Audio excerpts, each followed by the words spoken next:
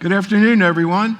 I'm Neil Love from Research to Practice, and welcome to What I Tell My Patients. We're really thrilled to be back here at the ONS meeting for our 16th year.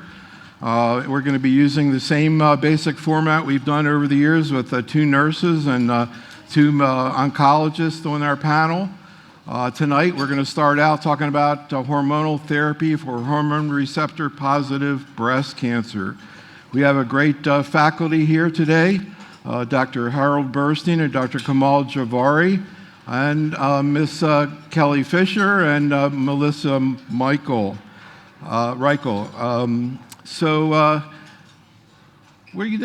Every year we kind of try to do something a little bit different, and this year we have a different approach to what we're going to do. As always, we'll be emphasizing new clinical research and what it means in terms of patient care.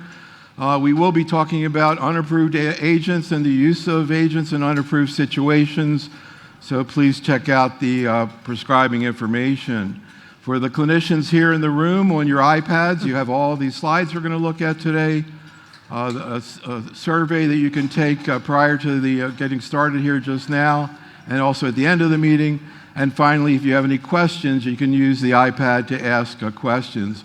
For the many people on Zoom here, first of all, welcome, and all these same functions are present in the chat room as well. We have a pre-meeting and post-meeting survey for you to take. If you take that, we have one for each one of these meetings that we're doing here tonight. You'll get a lot more out of the meeting. We are recording all the meetings we're doing here at ONS, and we'll let you know by email when they're available. We are doing, this is the first of 10 symposia we're doing. We do this every year. We'll be finishing up on Saturday night.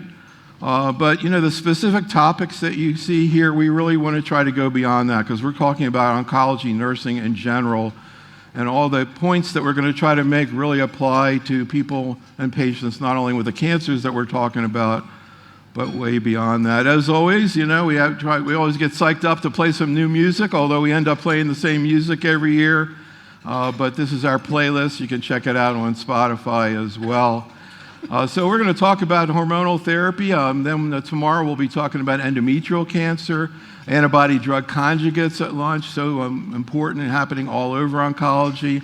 At night, chronic lymphocytic leukemia and bispecific antibodies. Friday morning, head and neck cancer, non-small cell lung cancer, ovarian cancer. Saturday, we'll go back to hepatobiliary cancer, myelofibrosis, and we'll finish out talking about gastroesophageal and colorectal cancers. And just going through this list as a reminder of what a challenge it is to be in oncology. We know many of you are working in outpatient clinics where there's a general medical oncologist in practice. And so all of these tumors that we're going to talk about here are relevant, as well as we're doing a webinar because we couldn't really squeeze it in the schedule on prostate after the program as well, but with the same format. We've always had a very rounds-like approach to this. Nobody's going to give a talk for all these 10 meetings. We're going to talk about taking care of patients, and particularly interdisciplinary cooperation as we take care of patients. One of the themes that we have as we hear about some of the patients the faculty is taking care of is why was it different to take care of this patient than another patient in the same situation oncologically, but a different person, different attitude, biopsychosocial factors. So to try to get into that a little more deeply, we try to do something a little different this year. And so what we've done over the last few weeks is I conducted one-on-one interviews with 8 oncology nurses, nurse practitioners. These are all nurses we worked with previously at ONS, and I queried them about some of the themes that we've had over the years in ONS. We ended up with an hour and a half of 90-second sound bites. They're all posted online at the link you see there below. If you go back to your room tonight, there's 85 sound bites. You're going to see 3 of them tonight in this meeting, going through a number of what we consider critical issues and themes in oncology that we're going to get into. So you'll get a little bit more out of that as we go on. Here are some of the terminology we're going to use as we talk about clinical trials and how it fits into taking care of patients. We'll get into this as we go along. All right, well, with that as an introduction, we're going to start out. Here's where we're heading. We're going to initially talk about localized ER-positive disease and the use of hormonal therapy in that situation, including the recent use of CDK inhibitors in the adjuvant setting. And then we'll move on to metastatic disease, which has really been a revolution. So your patients with metastatic breast cancer, for example, who are on CDK inhibitors and then develop a relapse, that's what we're going to talk about for the rest of it, and all the new agents that are coming out for these patients. So before we dive into this specific content, we're going to just take a minute to just take a deep breath and think about just taking care of patients in general. And we're going to start out with some thoughts from Miss Glennie about what she thinks about when she goes in to see a patient for the first time. I will let you know that tomorrow night in this room, we're going to show another video from Miss Glennie where she talks about how she, at the age of 22, started working in a bone marrow transplant unit and completely burned out. And tomorrow night she'll talk about what happened and why she ended up back in oncology. But here's what her thoughts were, and I'll be curious, Komal, what your thoughts are about, what are you thinking about when you're going to see a patient with breast cancer for the first time? Here's Miss Glennie. This is a timely question because in the last couple of weeks, I've actually had a couple brand new diagnoses who, because of scheduling issues, couldn't get in with one of the physicians, and so they came to see me first. For those folks, this is like one of the worst weeks of their lives. This is something that's going to rock their entire world. It will rock their family's world. I try to approach it as honestly but optimistically as I can. And so, I will generally start just by asking kind of what they know, because when we're seeing folks for the first time, sometimes their primary care has already called and told them they have cancer, they've been diagnosed in the ER, and other times they come to us and they're like, I'm not quite sure why I'm here. And so, I always try to kind of set the groundwork with just what do they understand so far about their potential diagnosis. So I'm curious, Komal, again, what your thoughts are about this. Interestingly, as I was mentioned to you before, Miss Glennie actually focuses AML. So, but there's a certain, commonality to a new diagnosis of any cancer. Any thoughts, Komal, and also more about the newly diagnosed patient with breast cancer? It is very overwhelming for patients. I think, you have a normal routine, a normal life that you're leading, maybe with young women, with young kids, or anybody in their phase of life with a normal routine. And all of a sudden, they now are being told that they have an abnormal mammogram, they have a biopsy, they have a new diagnosis, they're figuring out what stage means, what grade means, what does this mean for them, how will they deal with this with their family, how will they deal with this with work, because it's not that just because you have a cancer diagnosis, life comes to an end.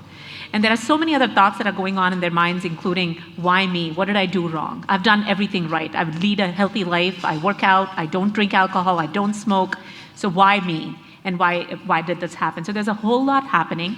And I think the first visit, that's why it's very, very important that we're sensitive to the fact about how this all began. What are they actually thinking about? How would they want to, deal with this diagnosis, and tell us what they think about. So when we're doing that history taking, I think it's very, very important to get a sense of what is their understanding, what are their main fears, what are their main questions. And I think addressing those during the first visit is very, very important, just so that they can walk out of that consultation with some kind of reassurance or assurance that maybe they will be okay, or they have a team that will care for them and they'll be okay. So I think it's very, very important to get that crosstalk between the patient, the nursing team, and the physician, social work, if we had to get them involved at the same time.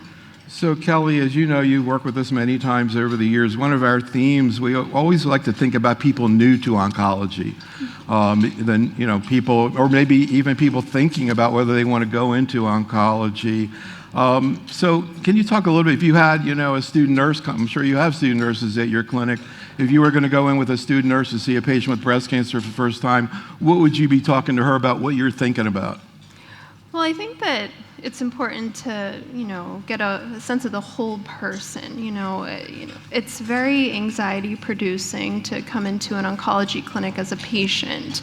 So you really have to kind of read the room and, address their concerns and anxieties and, sit with them and hear them and offer them support, education. We're really big on education, patient teaching, and kind of, it's trying to be optimistic and realistic at the same time. So, Melissa? I think it's also just important to remember that the person that you meet at that initial visit is not necessarily the person that they are. They can exhibit a lot of emotions, and sometimes it can be a lot of anger, and that can come out. They have to place that anger somewhere, and it can come out towards you as the nurse or the provider. And so just being as patient as you can with them and continuing to build that relationship over time. So, in a way, this whole week's going to be kind of a tasting menu, because almost every topic we talk about, we could go on and on. And again, if you check out those videos, I asked every single one of them the same topic, so there's more there for you to think about. But let's start to get more into the specific content as we talk about interfacing with patients, and how this has really been a great development. And really, over the last 20 years, a lot of women have been able to avoid chemotherapy by these assays that look at the tumor, and it really have been proven to show whether or not the patients are going to benefit from chemotherapy. How do you explain to a patient, what like an oncotype is or one of these assays are, Hal? Well, it really is one of the great developments in breast cancer over the past couple of decades, and it was in 1999-2000 when the NCI issued a blanket urgent warning that all women who had cancers 1 centimeter or greater would warrant chemotherapy because of the data from NSABP-B20, which in retrospect seems like a catastrophe, but at the time was thought to be very cutting edge. And what we knew then was that there was a small overall benefit for chemotherapy. Undoubtedly, there were patients who did not need treatment and were being overtreated, but we didn't have a tool to figure out who those people really were. And that's where this particular assay, the 21-gene recurrence score, proved so incredibly helpful, both initially in retrospect and now in multiple prospective clinical trials. And it's allowed us to spare, I would guess, probably 2/3 of women who have ER-positive breast cancer from the need for adjuvant chemotherapy. So I actually go through the report with them. We print out a copy, we look at the numbers, and then we go to the actual publications in the New England Journal of Medicine, which are actually very clear. You show the Kaplan-Meier type curves, and it makes the point that there's absolutely no benefit for chemotherapy, particularly in postmenopausal women who have node-negative or limited stage nodal involvement, no benefit to adding chemotherapy to endocrine treatment. So it's not like my opinion or my best guess or my substituted judgment for them. It's like there's no benefit. And one of the remarkable things about this assay was it got to the 0 point of benefit. So there's a huge difference when you're talking to a patient and you say, well, there could be a little bit of benefit to treatment, as opposed to looking them in the eye and saying there's really no benefit to therapy here. And I think most patients will readily understand that difference, and so we use this test all day long, every day in our clinics to help patients decide. And it's important also for the patient to realize that because there's not a benefit of chemotherapy doesn't mean that they have no chance to have a recurrence. They may recur. It's just that if that happens, you can't look back and say, well, chemo would have prevented it, because we know it would not have. And actually, Kelly, Hal told us about a patient, 42-year-old woman. She had a low oncotype. She actually had a positive lymph node, which usually would get chemotherapy. But again, there's data suggesting not, and she ended up not taking chemotherapy even though she had a positive node. Komal, is that something that you see in your patients that, traditionally, and there's been a lot of debate about this, about withholding chemo from a patient who's got a positive node? So I think it's more clear now with the data that has come out from the Taylor RX trial and the RxPonder trial for postmenopausal women, where we know very clearly where we can omit chemotherapy for our patients and recommend not offering them chemotherapy and just endocrine therapy. It's a little bit of a gray zone in the premenopausal space. Data, at least from the prospective trials, do right now suggest that chemotherapy is beneficial, but there's always this question about, can we get away just with ovarian suppression and endocrine therapy, and the benefits of chemotherapy, are they just coming from the fact that they're taking away the menstrual and making them amenorrheic and giving them the benefit because of that? So I think this is where it boils down to who is in front of you, what is their understanding, how is their lifestyle, how are they thinking about all these recommendations, what is their understanding of the risk of recurrence and the benefit from the individual components of these therapies. And so it's a dialogue that we have with our patients to really try and understand that this is the benefit that you're going to get as an absolute benefit from chemotherapy versus endocrine therapy plus chemotherapy, and try and gauge what they are thinking. So I'm assuming that this woman really wanted to perhaps not consider chemotherapy, or considered that maybe the benefit from chemotherapy is not justifying the risks that come with the chemotherapy, and has that understanding and is very comfortable with that decision. So sometimes we just have to depend on that. I think the one thing that I ask my patients is, if down the line something were to happen again in terms of recurrence, are you somebody who's going to have that regret factor?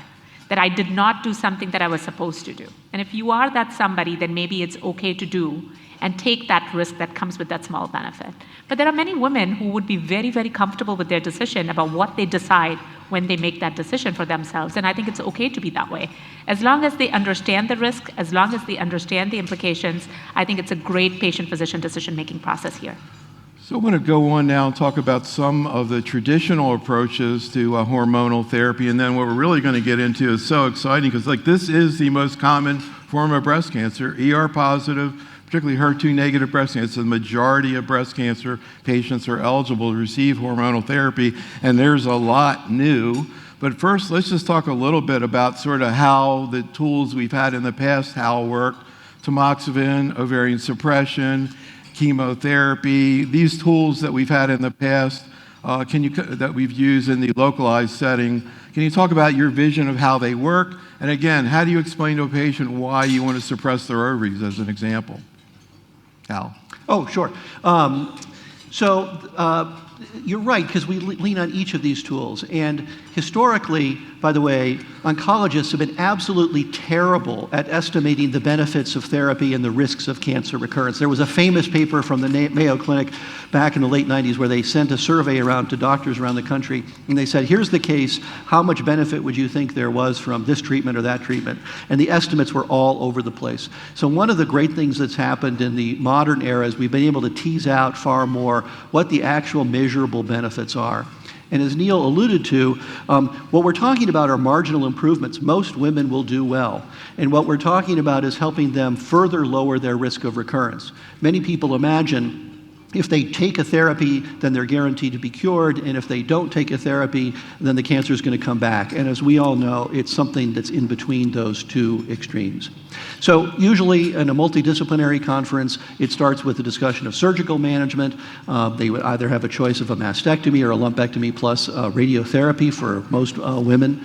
And then we would talk about what comes afterwards. And so if you have lumpectomy, you would need radiation therapy to lower the risk of in-breast recurrence and improve long-term outcomes. And since we're talking about ER-positive disease, essentially all of these women are going to be candidates for one form or another of adjuvant endocrine therapy. These are obviously pills. You're going to take them for 5 to 10 years. We expand the duration based on the risk, the anatomic risk, how many nodes are involved, and things like that. And then what's left along the way are discussions in the modern era about, is chemotherapy indicated? We use genomic assays to explore that. And then in a very new iteration, should we be adding a CDK4/6 inhibitor to higher risk patients to further help lower the risk of recurrence? And we sort of lay out a roadmap which talks about each of those decision nodes and the role that each one of those treatments has. For premenopausal women, we're additionally going to get more granular and talk about whether or not to add ovarian suppression, how much of the treatment benefit from chemotherapy might be due to ovarian suppression, and whether we can go without the chemotherapy and still achieve that benefit. I literally have, and Kelly, my nurse and partner here, knows an 8.5 by 11 scratch sheet, and we literally work through a piece of paper. It keeps me from talking too fast when I lay it out for the patient, and then they take it home, and they've sent me pictures because they often will take a magnet and put it on their refrigerator at home, because that shows them what the next 6 months of their treatment plan is going to look like and helps orient them. So Komal, any thoughts? And maybe you can talk a little bit about, it sort of makes sense that you want to, either take the ovaries out or suppress them, because it makes sense. Estrogen is going to stimulate the cancer, but then it gets a lot more complicated. Incidentally, I showed a 1-minute clip of you at a meeting explaining how, the hormonal program we did, and I showed people how you use your hands to explain. So can you explain how these drugs work? Yeah. Absolutely. I love using my hands, yes. Good observation, Neil.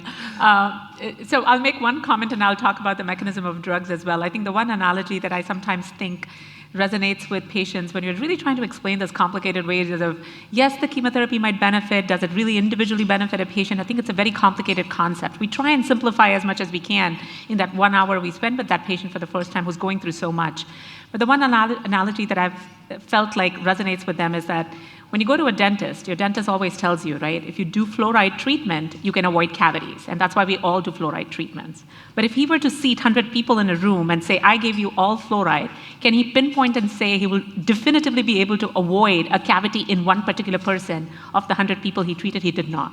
But together, when you give fluoride, we know we prevent cavities. So I think that's one concept for getting benefit for chemotherapy that kind of resonates a little bit in a lay language if you would try and explain to the patient. So that's about chemotherapy risk. And I think one other thing that we want to do, we had done a patient survey to see how do they think about what was explained to them as a risk of recurrence. And about 16% of these patients really walked out not realizing that a risk of recurrence was even discussed with them. You say so many things to them, there's so much going on in their minds, maybe they're listening to things, maybe some of the things they're not understanding. I think it's very important, again, to go back at the end of the conversation and ask them what they understood and do they understand what the risk of recurrence is and what benefit is happening. So those are the two things that I feel like sometimes helps me get them to where they need to be just to get started and then reinforce more and more each time. Take one step at a time. Talk about chemo first, then radiation first, and then we go into the mechanism of actions of all the drugs. So when we think about tamoxifen, it's tamoxifen, aromatase inhibitors, ovarian suppression, all they try to do is take away the estrogen. But what they're trying to do that in very different ways. So one is trying to shut down the production of estrogen in the body, which is aromatase inhibitors in postmenopausal women. You have androgen that's converting into estrogen, and you have an enzyme called aromatase that does that conversion. And you're trying to take that away, and that's how that works. But the idea for all these drugs is to take that estrogen away because estrogen is what is driving their tumor. And, you know, Kelly, of course, all these therapies that we're going to talk about this week and more, obviously a big issue is tolerability and toxicity. What are some of the things you mentioned to patients who are going to go through ovarian suppression or ablation? I mean, you know, you could look at it as sort of an acute menopause that, you know, a lot of people go through, although they're not maybe in the same life situation. How do you approach describing what's going to happen? So I'm sorry, I meant Melissa. It's okay. I was looking at her like, calling you're you looking at Kelly. I'm just getting warmed up here. You know? Yeah. You know, with the aromatase inhibitors and ovarian suppression, we're mainly looking for potentially arthralgias. We can see that in about 30% of patients. And oftentimes that seems to be the most cumbersome or debilitating side effect that drives them to sometimes want to switch endocrine therapies. Hot flashes, of course, vaginal dryness can be an issue, hair thinning. And then with tamoxifen, we can see a little bit different side effect profile. We actually can see a little bit increased risk of endometrial cancer, so the patients need to go for screenings annually with their GYN, assuming they still have a uterus. We also can see increased risk of blood clots. We kind of usually describe that to patients as similar to the blood clot risk that you see when you're on birth control pills. You know tons of women on birth control pills, but we don't actually see them getting clots every day. So I try to explain it in that way, that it is an increased risk, something to know if you go to an emergency room with a swollen leg, but you're still minimal risk. So Kelly, what I was going to ask you about your 27-year-old lady, that's pretty young to have your ovaries suppressed. And then on top of that, push the estrogen level even lower with an AI and anastrozole. Mm-hmm. So again, how did you prepare her and kind of what happened? How'd she do? she's doing great. So she's very young, like you said, 27. She's a nurse, so she's a med-surg nurse, so very well educated, very smart. So I educated her about, potential side effects, as you discussed, hot flashes, vaginal dryness, hair thinning. With the Localized, we were having issues with getting her ovarian function adequately suppressed. So she was having episodes of breakthrough vaginal bleeding. So we usually check estradiol levels, periodically when patients like her, 27, are on Localized. Her levels were actually not adequately suppressed at the dosing that we were giving her monthly. So we kind of had to do a little back and forth. We had to switch her over to tamoxifen because you have to technically be postmenopausal to be taking an aromatase inhibitor. And eventually, we were able to suppress her ovarian function actually with an increased dose of Localized every 3 weeks, which is a bit non-traditional, but that's what got her ovarian function suppressed.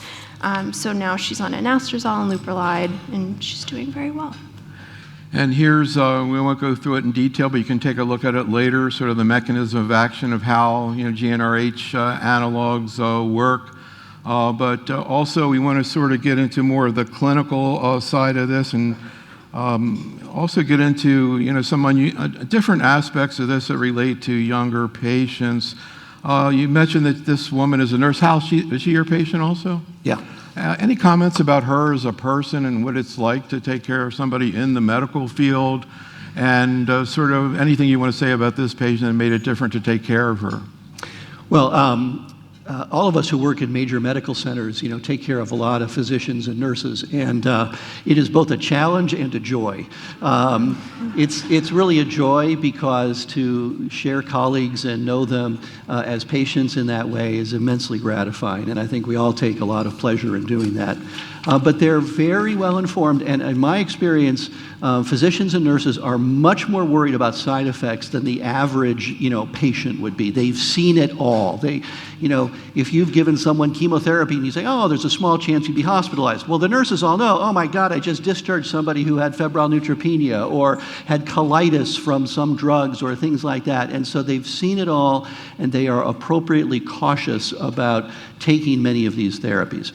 And they also don't like medicines. So the other irony about physicians and nurses in general is, medicines are good for other people. That's what I give my patients. But frankly, I do not want to be taking as many medicines as you're prescribing me. So we often have to say, I know that you don't like taking these medicines, but for the moment, I would like you to try them and see how it goes. That's, as I said, it's a little bit of a different dynamic. Most of these people get it, like they get it perhaps all too well. And again, they've seen a lot, they've dealt with a lot, they know a lot of these issues. And many of them will move very quickly to discussing side effect management and interventions that can help, that are reasonable, and what to do when there are problems, and they're all very scripted. The teachers have the best preparation, but the nurses have the second best preparation. Teachers come with a 3-ring binder with colored tabs, and everything's all very organized and laid out.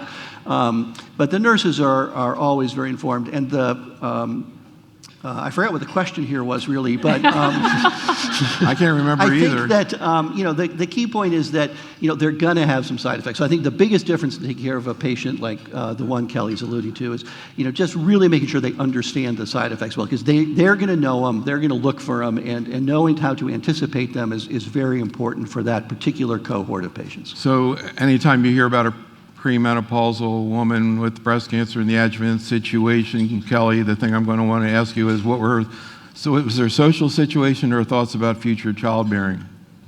So when she underwent neoadjuvant ACT prior to all of her adjuvant therapy, so she did meet with a reproductive medicine specialist. No kids? No kids, no. No life partner? No, she was single, so she actually lived with roommates. She just got a dog when she started chemo, and that actually was a great source of stress relief, and she was able to walk the dog every day and exercise. So she did all of her reproductive stuff prior, before chemotherapy. So that leads us to our next topic, which is really fascinating, evolving just over the last couple years. A trial, and now we're doing clinical research on getting pregnant after the diagnosis of breast cancer. And Melissa has an incredible case of an example of that. And this really, I guess it's only been a year and a half. Was right? Is it a year and a half since positive was presented? Mm-hmm. It seems like 10 years, but it's a year and a half since these data came out. What happened with your lady, Melissa? So when my patient was diagnosed, we actually didn't have any data. So either way, with data or not, this is a very difficult conversation to have because, honestly, for some of these women, the drive to bear children is even stronger than the drive to treat their cancer, And so it's a conversation that we usually have very much initially when they're diagnosed with an ER-positive breast cancer. Whether they need chemotherapy or not factors in. I mean, if they do need chemotherapy, we're talking about considering fertility treatment, potentially an egg retrieval, because we know it can throw them into menopause or affect their fertility.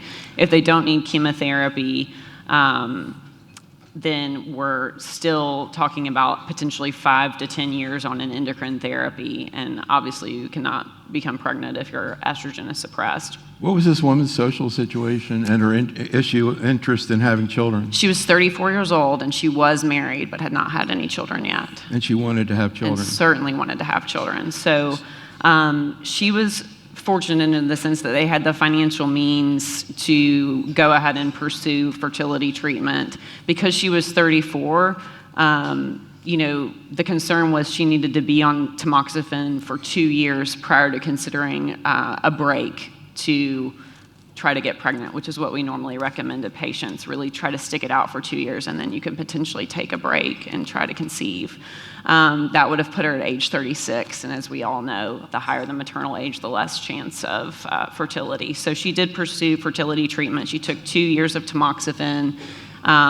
She was actually a little bit higher risk. Her oncotype was fortunately low, but she had a micrometastases in one of her lymph nodes. She had a fairly decent-sized tumor at 2 centimeters, but obviously felt very strongly that she wanted to have children. This is a quality of life discussion for these patients. If they have these goals, that is something that is very important to them, so we always try to support them in that decision. She actually did take her tamoxifen religiously for 2 years, took a break, very quickly got pregnant since she had frozen embryos and was able to do IVF.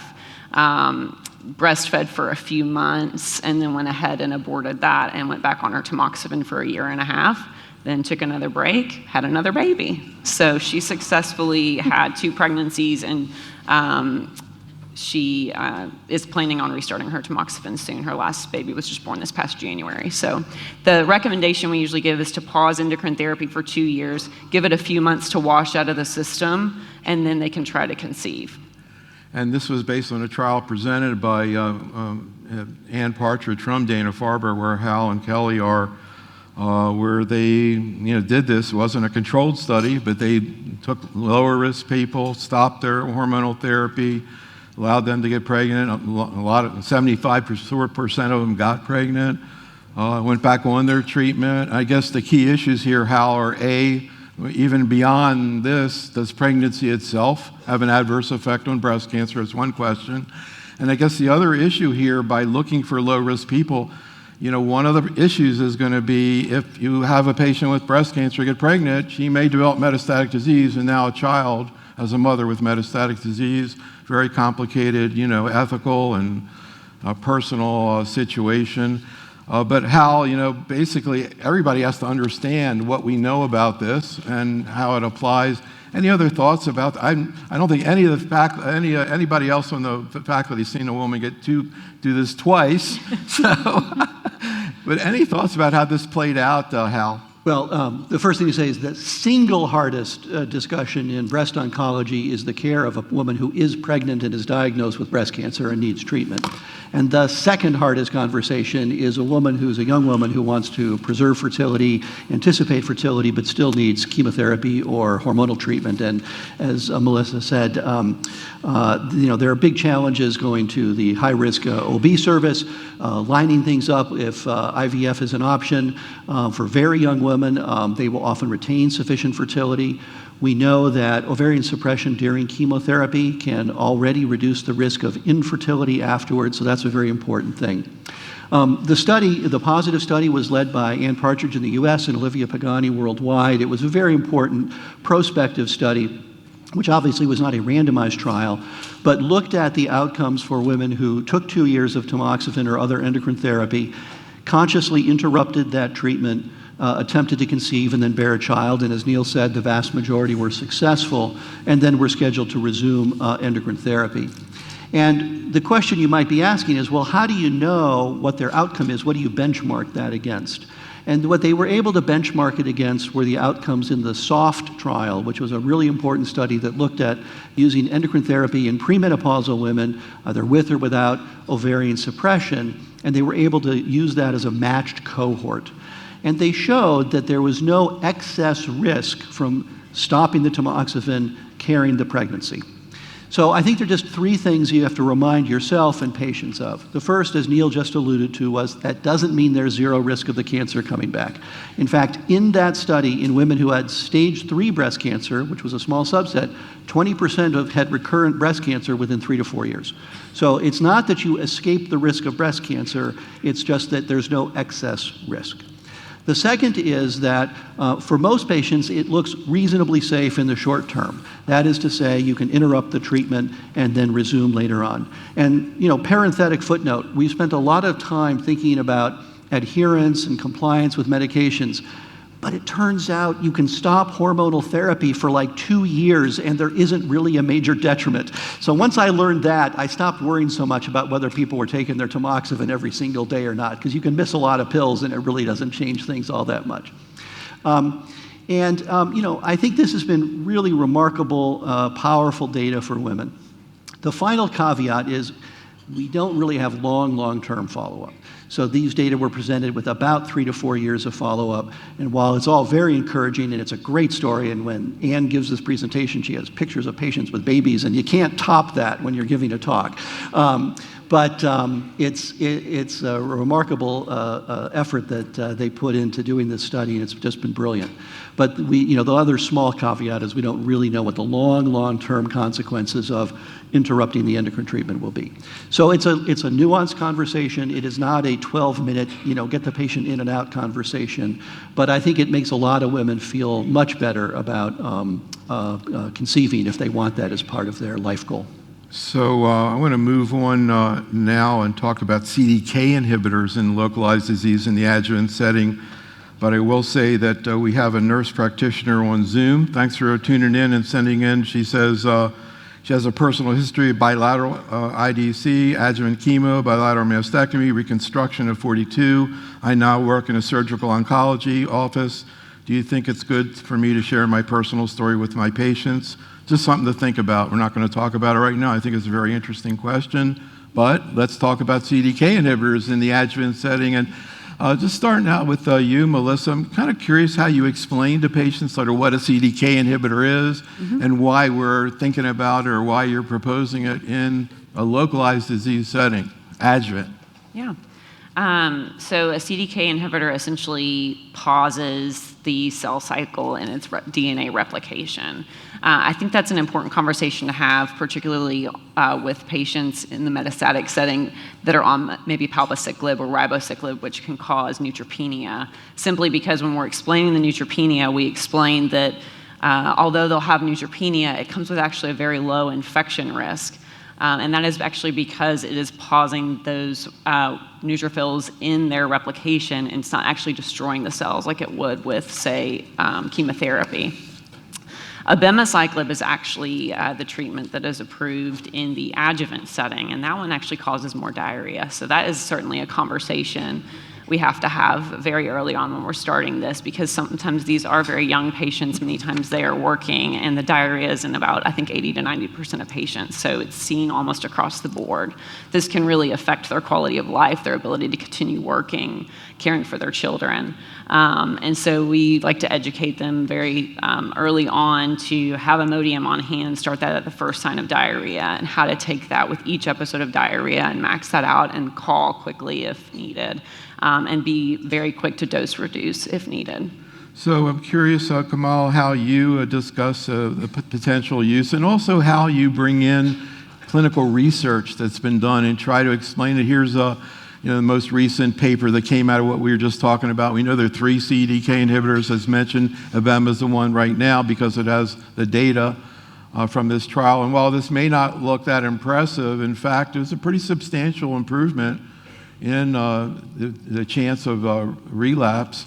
And also, as was just mentioned, we see a lot of tolerability issues, or some tolerability issues, particularly in terms of GI issues. So how would you sort of take that scientific data and explain it to a patient?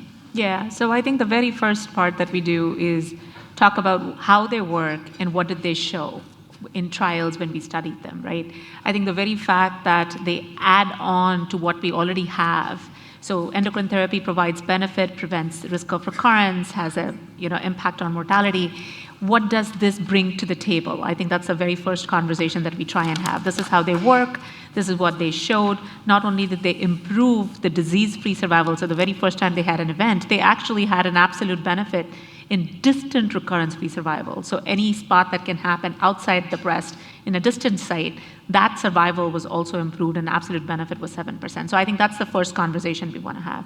Certainly when you're adding a therapy, you're adding more toxicity and more side effects to the regimen. And so then the second conversation then shifts gears and talks about what does that mean on a daily basis? How do you take the pills? Do you take it twice a day? So abemaciclib is taken twice a day. You want to talk about that.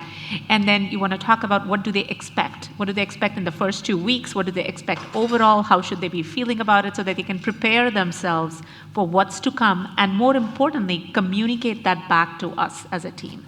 So I think it's very, very important that we educate our fellows who take the calls, our nurses who are the first line of defense, who actually talk to the patients first and really get all the information from them. And then more importantly, our patients, so that they actually pick up the call or send a portal message to us and say, hey, listen, this is what's happening, what should I do? So preparing them for the diarrhea is the first thing I do.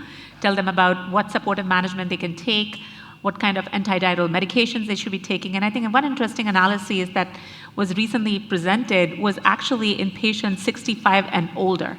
And what was really interesting to me that really stuck with me was about a third of these patients discontinued abemaciclib in the first 6 months. And these were patients who did not even do any dose reduction or dose interruption. They started the drug, and a third of them discontinued the drug due to side effects. So this is an opportunity for us to really educate our patients, make sure that they understand this is what they expect, how we can deal with them.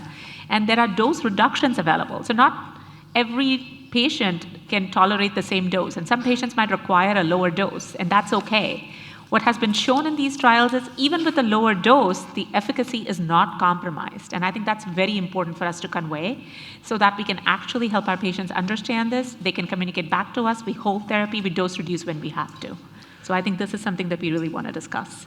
So we'll talk more about the 3 available CDK inhibitors when we get into metastatic disease, but and particularly in terms of the tolerability issues. But another thing about adjuvant therapy, Kelly, that's very kind of tricky, I think, is to try to explain the benefit. Because when you have metastatic disease and people have symptoms and you talk about survival, you can sort of see the effect of the treatment. But in the adjuvant situation, they don't have disease that you can measure. So it's really the risk of recurrence that we know, as an analogy that was just made. You have 100 people with fluoride is a perfect analogy. We don't even know who benefits at the end of the day. We just know as a group they benefit more. They still might relapse. And keep in mind that some of these people, even if they have high-risk tumors, may survive fine without any therapy whatsoever, right? Because there's always some, even the highest risk people, who somehow have an immune system that prevents them. So it's, when you have a therapy that has not only physical toxicity, but financial issues that come in, and really, and that is where patient, I think, involvement gets in. Let's just talk about, you have, actually, Kelly, you and Hal have a patient together, 66-year-old woman who got adjuvant abema, but interestingly, on the TRADE trial, which I think, and this is something we're going to talk about the whole time, all 8 of these nurses on the web are talking about the same thing: adherence and keeping people on therapy and dose reduction if you need to in order to do it. Any thoughts, Kelly, again? Yeah, so this, we have a 66-year-old female. She has a high-risk hormone-positive breast cancer, and part of her adjuvant therapy is use of abemaciclib, and she's also on letrozole. So we have the TRADE trial at Dana-Farber, and it's looking at dose escalation of abemaciclib just to see if we can make this a little bit more tolerable for patients. So what they do is they start at the lowest dose of 50 milligrams BID for 2 weeks, and then they move up to 100 milligrams BID for 2 weeks. And then the goal is by 12 weeks, we can get them up to 150 milligrams BID. So this woman, she did great at the lowest dose, no issues at all, no diarrhea, no other side effects. We moved her up to 100 milligrams twice daily, and then she started to have a little bit of diarrhea, a couple bouts of diarrhea, mild nausea, but it was well controlled with loperamide. And then once we got up to that 150 milligram twice daily dose, we started to have a lot of diarrhea. Daily diarrhea, taking loperamide several times a day. She was actually having quite a bit of nausea and a few episodes of vomiting as well. So it got to the point where that dose was not tolerable for her. But we had the option of going back down to 100, and she did just fine and continues to do fine. So I think that we have to always remind our patients, that we have multiple doses. Just because you're at a lower dose, it doesn't actually mean that it's less effective. It's still effective. It's just going to be better tolerated for you as an individual person. And actually, the FDA is putting more and more pressure on trials to try to get the right dose before we even start using therapy. This is throughout oncology. You see this dose escalation strategy. It's used in breast cancer with the post-adjuvant neratinib and HER2-positive disease as well. So it's an important strategy. I want to move on now and talk about metastatic disease, because there's so many new things there. I mean, the adjuvant CDK thing is still, I think, fairly new and really important. And incidentally, this woman had 6 out of 6 positive nodes, so a seriously high-risk patient. But I want to talk first, before we sort of dive into the biology and all these new drugs, a little bit about just taking a breath and thinking about coming into clinic to see a patient who's going through adjuvant therapy that we just talked about, maybe adjuvant chemo, maybe hormonal therapy, and now, in spite of that, has metastatic disease. And you're going to walk in and discuss the plan. Here's Mr. Stein talking about what he thinks about it at that point when he sees a patient like that. These are cancer survivors that we're dealing with, and once they feel that they're cancer free, they've made it through everything, they reached that light at the end of the tunnel, and whether it's a month or a year or 10 years from reaching that light, it can happen anytime. I think it's very, very important to let the patient express those emotions, whether or not that's anger, sadness, crying. I think just being present after you've said what you need to say, let them take some time to process. And instead of jumping right into, "Oh, now listen, everything's going to be okay, we have a plan for you," and all that, kind of let them process this news. This is devastation. Their life sometimes goes flashing before their eyes. Many have children, many have grandchildren, many have new marriages, new partnerships, new jobs. I like to have a plan ahead of time, and I work with fabulous oncologists, and we know going in there what we're going to offer or recommend that patient, because they will want to hear some sort of plan. So I want to be prepared.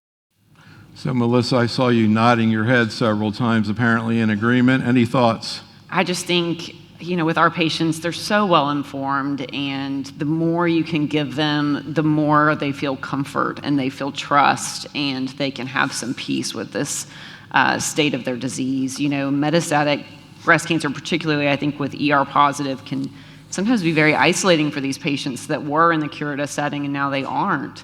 1 in 8 women get breast cancer, so you can run into any woman and they may have had breast cancer. Well, a lot of them are in the curative setting, and so this can be very isolating for our patients to suddenly be in this metastatic state, and they can certainly be in denial. So the more we can have a plan, I think the more they can have comfort and be able to focus on next steps. So we want to talk now about sort of the strategy of managing these patients in the metastatic setting in this situation. Of course, we could talk a lot more about the topic we were just sort of dipped our toes into there a little bit, but there's a lot to talk about there in terms of really how to try to begin to prepare a patient to deal with this. And I guess I'm curious, Komal, too, do you have patients who sort of regret going through adjuvant therapy? You mentioned before, well, you don't want to have any regrets, that you didn't take it. Do you see people who say, why did I go through all this? Yeah, no, that happens a lot actually when this unfortunately happens in a third of these patients who, despite doing everything that was, discussed with them, they still land up being in a boat where they are dealing with recurrence.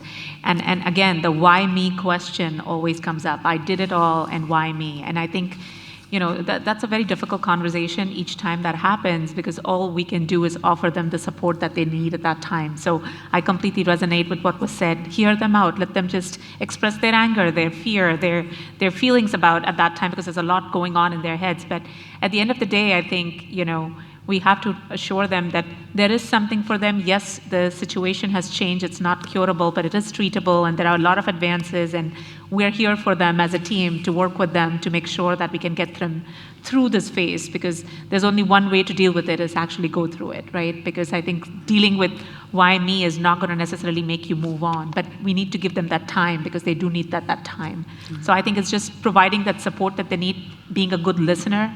And I think just having them, be able to communicate with you what they're actually feeling and what their main fears are about this new diagnosis and about the treatments and survival and what's going to happen to them and their families.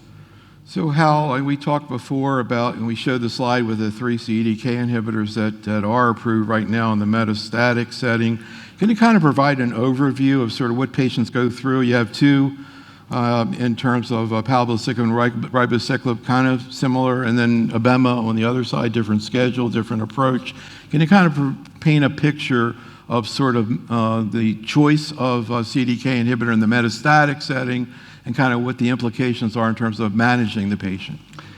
Absolutely. I just want to echo what you've heard from Komal and on the video, which is that, these are really difficult conversations, and that sense of could I have done more? Should I have done more? Is a real thing. And I think most of the time, the truth is we can actually reassure patients that they did the right things. ER-positive breast cancer has a relatively indolent history. There are more recurrences after 5 years than there are in the first 5 years. The marginal impact of longer durations of treatment, or of aromatase inhibitors versus tamoxifen, or of ovarian suppression, or even of chemotherapy or not, are all pretty small. And, interestingly, what I thought the videotape referred to is really that horrible sense that people have that they'd finally escaped the clutches of this disease, and then it sort of, reached out of the grave and pulled them back in, and that's very demoralizing. But most patients understand that the small things, even these clinically important but not such huge issues, are not really what determine the cancer coming back or not. It's fundamentally something about the breast cancer, which, remember, has metastasized before the surgeon met the patient. We're talking about disease that has been occult from the time of their diagnosis. And there's something about the biology of that disease that has meant that it has persisted despite all of the therapy that they have endured and all the sacrifices they've made. But those are hard days, and I know all of you deal with this every day of the week, as do we, but those are hard conversations. And, this tragic situation of a patient 5-10 years later, now having metastatic disease, it's kind of unique to breast cancer, I would say, in oncology. A lot of the solid tumors, you get through 2 or 3 years and very few relapses. Breast cancer, nobody knows why, but it seems to be different. Let's talk about a patient. We go back and forth between patients, and I guess how you and Kelly had a 72-year-old woman who started out, actually it looks like she started out on palbociclib plus fulvestrant, and then ended up getting switched over to another one. So Kelly, what happened to her? So our 72-year-old patient who was on the palbociclib, and then she progressed with the letrozole, palbociclib and letrozole. We switched her over to fulvestrant. So she progressed? Eventually, next step, she progressed to, palbociclib, and then we switched her to fulvestrant. She had a difficult time with her blood counts. With palbociclib, you do have to check their blood counts, every 2 weeks for the first 2 months that they're on therapy, and then monthly after that. So she had issues with neutropenia, which required a couple of dose reductions. So we were trying to deal with that. So count issues were a big thing for her. And then, later, we progressed again, and she's actually now getting the Alpelisib because she has a PIK3CA mutation and full So yeah, we can talk about what happened. She also, it looks like she went on a trial with a degrader. Does that sound right? At ARV-471? Yeah, so one of the classes of drugs that's emerging in advanced breast cancer are additional so-called selective estrogen receptor degraders, or SERDs. You all know fulvestrant, which is an injectable SERD, but many companies have now been developing orally available SERDs. One of them is FDA approved. It's called elacestrant, and it is indicated in patients who have ESR1 mutations within their tumor. That's usually a activating mutation in the estrogen receptor, so it turns the estrogen receptor on even if there's no estrogen around. I describe it to patients like the gas pedal is stuck to the floor. It's just constantly driving the tumor forward. This oral medicine, elacestrant, has been approved specifically for use in women whose tumors harbor ESR1 mutations, which is an acquired mutation. So the footnote point here is you might do genomic testing on the original tumor or at time of initial recurrence, but you have to do that serially nowadays because we are looking for the acquisition of ESR1 mutations, which might predispose to the need for a different kind of medicine. Another example of that class of drugs is a drug which is still a research or investigational drug from a company called Arvinas, being co-developed by Pfizer, which is called ARV-471 or vepdegestrant. And it's actually a very interesting molecule because it's got a sort of funny rubber band shape. And one end of the rubber band, it's like a broken rubber band. One end of the broken rubber band sticks to the estrogen receptor, and the other end targets the protein complex for degradation. So it sort of sticks to this thing, and then it ends up dragging the estrogen receptor to the cell machinery which degrades proteins. And so it's hopefully going to be another way to turn off the estrogen receptor even in the setting of these kinds of mutations or resistance to other endocrine therapies. So there's a lot of drugs in this space being developed. You'll hear a lot more about these undoubtedly in the months to come. And these are usually drugs we are using after the class of drugs called the CDK4/6 inhibitors, which have really emerged as the first-line partner for ER-positive metastatic disease. There have been 3 drugs that have been commercially developed there: palbociclib, ribociclib, and abemaciclib. They have slightly different biochemical properties. Ribociclib and palbociclib cause somewhat more neutropenia. Abemaciclib, as we were talking about in the early stage, tends to cause a little more in the way of diarrhea or GI side effects. But in multiple studies, either as a partner with an aromatase inhibitor or as a partner with fulvestrant, they have all been shown to radically improve progression-free survival and in many instances improve overall survival as well. So typically for most patients who have recurrent ER-positive disease, our first line of therapy is going to be an endocrine partner with a CDK4/6 inhibitor. And we can go into the details of how we think about specific ones, but that's kind of our first line of treatment. And then the second line of treatment, we start thinking about some of these other targeted options, including drugs we're going to talk about in a minute that target the PIK3CA protein or the ESR1 mutation or things like that. And again, a lot of these things that we're talking about, I think, relate beyond breast cancer in terms of the sort of the principles of what we're talking about here. I'm going to come back to you, Komal, in turn. We kind of alluded to the issue with the case of neutropenia. Could you just clarify that a little bit, and also how the schedules of the CDK inhibitors work? And then another issue that really goes throughout oncology is you may have several agents that sort of work in a very similar way. The CDK inhibitors, you have 3 of them. They look pretty similar, but unless you do a study that compares them directly, it's very hard. You have to compare indirectly. And that, we know, is very difficult to do. So you're left trying to make judgments between looking at data sets indirectly. You might think that all the drugs are the same, but only one of them has a positive study. PD-1 inhibitors, there's like 6 or 7. And nobody believes they are different, but yet you use the one that was studied in the trial because that's the way it goes. So again, can you apply that model, Komal, to selection of a CDK inhibitor in the metastatic setting? What are the things that you're thinking about as you think about the trials of the 3 agents, and then how do you come and recommend to the patient? Yeah, so again, I think, as we said, there are 3 CDK4/6 inhibitors: palbociclib, ribociclib, and abemaciclib. And so when we looked up the clinical trials, we designed them for their primary endpoint, which is the main thing that we're evaluating to say whether this drug is really going to make an impact or not, compared to what we were already doing as a standard of care, which was endocrine therapy alone. And across all these studies with all 3 agents, we learned that they all caused a significant improvement in progression-free survival, as Dr. Burstein was just referring to. And so it did seem like they are a class effect in many ways, right? Because all of them tried to give you the same progression-free survival benefit, and the hazard ratio, which is the statistical assumption that we look at, looked identical for all 3 of them. Then how did they started looking different? Of course, they have slightly different toxicity profiles, and I love our analogies that are coming out on the podium today.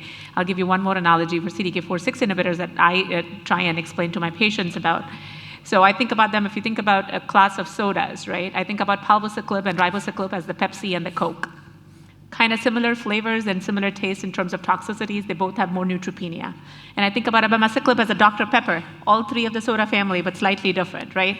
And so this Dr. Pepper gives you more diarrhea and doesn't give you that much neutropenia. So that's how I think about them. They are similar, but they have their differences.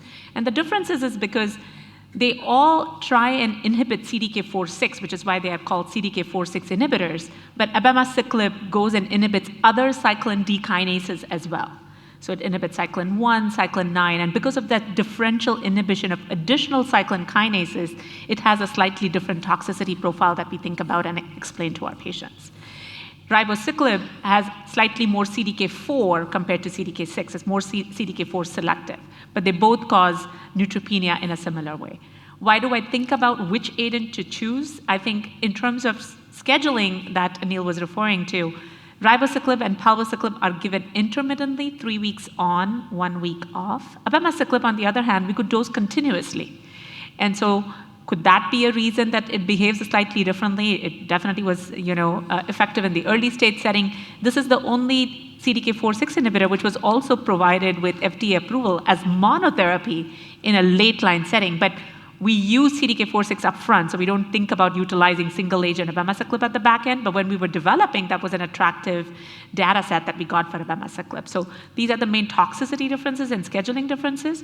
When it comes to choice of therapy, the only drug that has consistently shown overall survival benefit, which was not the primary endpoint, was ribociclib, whether it was in the first-line metastatic setting with aromatase inhibitors or fulvestrant, which was in the second-line setting with fulvestrant, or even with the NATALEE now in the early stage setting. At least the results initially in the early readouts have shown that it is effective. So it has consistently shown overall survival benefit. On the other hand, palbociclib, we were not able to show the overall survival benefit. It could be various reasons. There's some missing follow-up data. We don't have the power to look at overall survival the way we did with progression-free survival. There could be many reasons. We don't have head-to-head trials, as Dr. Love was saying, to be able to show superiority. But if I have a patient in front of me and I'm discussing all the efficacy and I'm discussing all the data, why not ribo is how I think about it now that I know all the overall survival benefit. So if I have to think about it, I'll give that. If a patient develops side effects, for example, with ribociclib, we also have to do EKG monitoring, and we look at a value in the EKG, a number called QTC.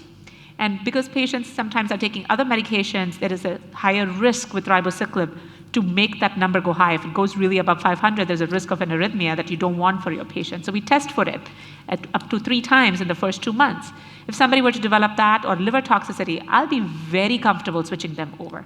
May it be to palbociclib, may it be to abemaciclib, very comfortable switching them over, because I think we know that these drugs work. It's just that we have a consistent overall survival signal with ribociclib, and this is why my practice has now moved to ribociclib in the metastatic setting. So when you talked about the different sodas, I know my team over there was laughing because I always get so angry that the Marriotts don't carry Diet Coke, right? They have Dr. Pepper, but not so. It's like regulatory, right? It's like you're in a country that doesn't approve Diet Coke or something.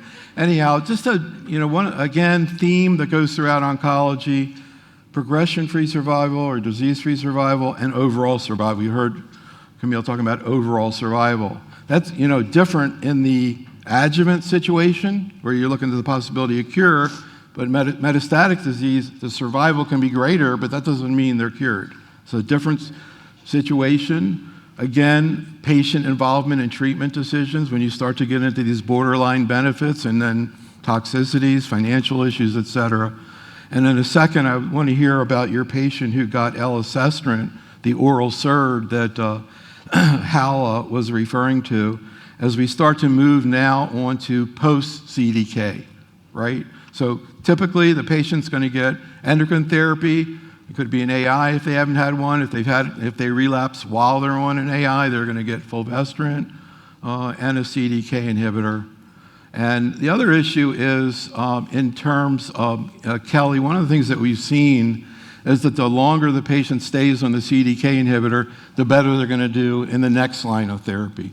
It kind of makes sense. People who go on endocrine therapy and then have progressive disease in a year, you would imagine that the next endocrine therapy maybe is not going to work even better. But if they've had, a couple of years, and your patient, I think, had 3 years, which is a pretty good response there.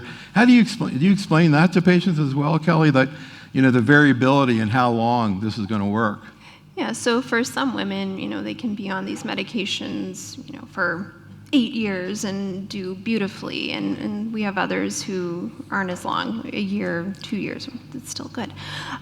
So we tend to talk to people about how, this line of therapy or first line of therapy, we hope that this will give you the longest benefit, and then subsequent lines of therapy tend to be a little bit shorter and shorter. So I think that a lot of women in the metastatic setting, they kind of have in their mind a list of all of their treatment options that they're going through, and they're kind of like ticking it off box by box. And like as you get lower and lower on that list, the anxiety builds higher and higher.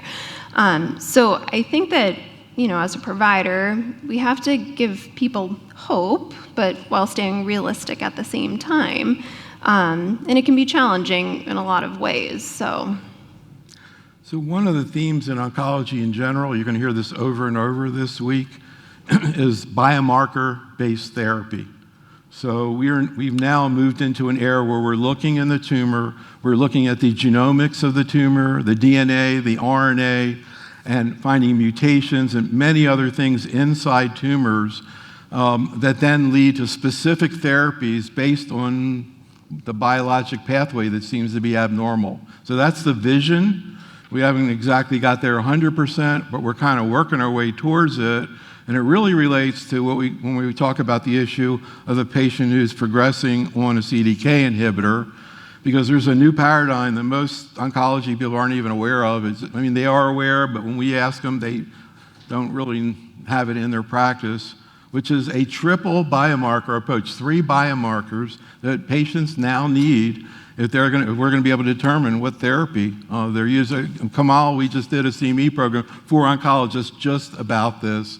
So can you kind of go through, and we're actually submitting a paper to the San Antonio Breast Cancer Meeting about this triple biomarker to increase people's awareness of it.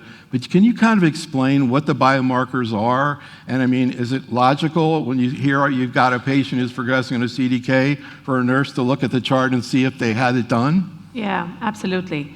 So I think, we spoke about CDK4/6 inhibitors where it was really an easy choice. Patients with ER-positive tumors, it's a first-line metastatic setting. We have robust data now that says if you use CDK4/6 inhibitors, we really do very well in terms of progression-free survival. And in fact, with the ribociclib program, overall survival was over 5 years, which is very encouraging with just first-line therapy.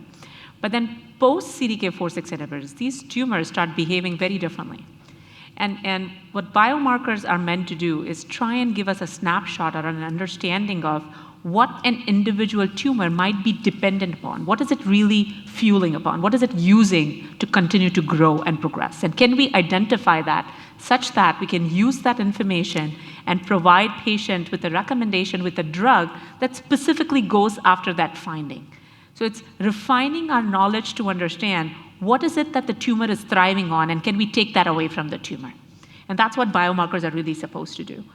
And so in ER-positive breast cancers, post-CDK4/6 inhibitors, Hal was just mentioning, One of the ways that we think about is ESR1 mutation, and this is what he was saying, that the pedal is stuck on the accelerator, it's just down, and we know that it's using the ER pathway even when estrogen is not there to bind with the receptor.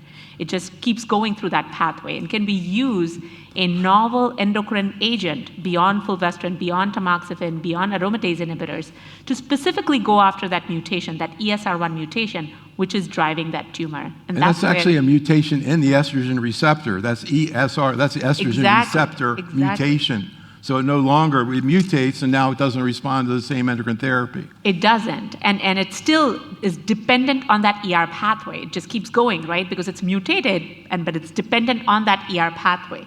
So these novel drugs are now being utilized to use that information that we got about ESR1 mutation and really try and impact on the tumor with that. So that's where elacestrant got approved, and that's one biomarker.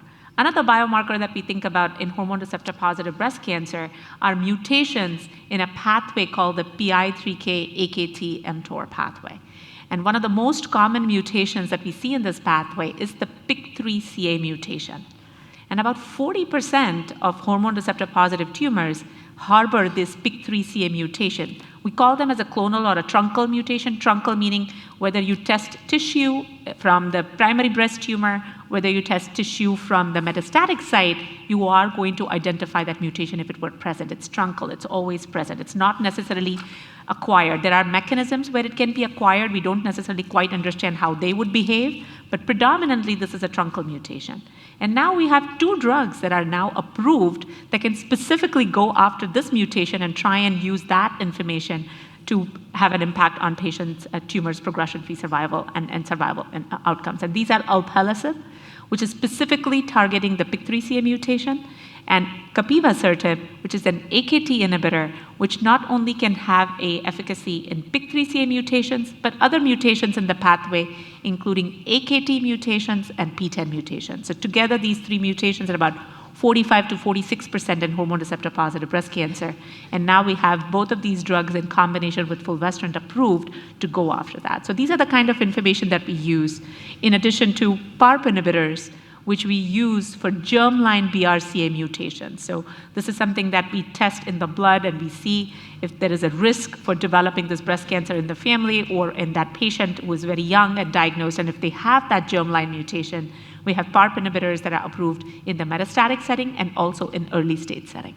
So I'm curious, I want to ask Hal in a second about so-called liquid biopsies and also tissue biopsies, but before he does, just to come back to you, Melissa, in terms of this new entry, elacestrant, newly approved drug, we're going to talk a little bit more about it, but I am curious in general what you're seeing in terms of tolerability with these patients.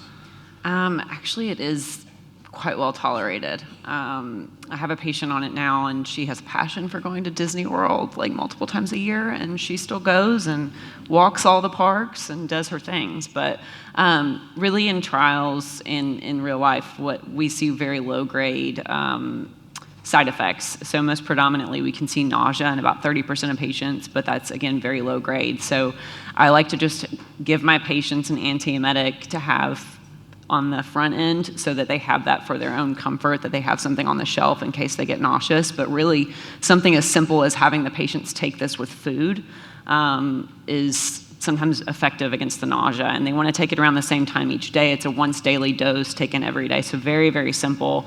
And so normally I just say whatever meal is your most predictable meal, which usually I think is breakfast, take it with your breakfast every day, and that should help with the nausea. We can see musculoskeletal pain.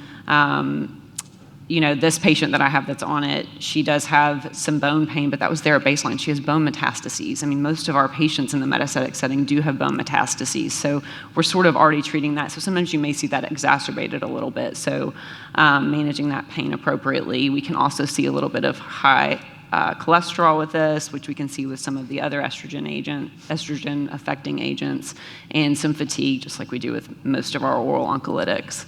But really, honestly, very well tolerated.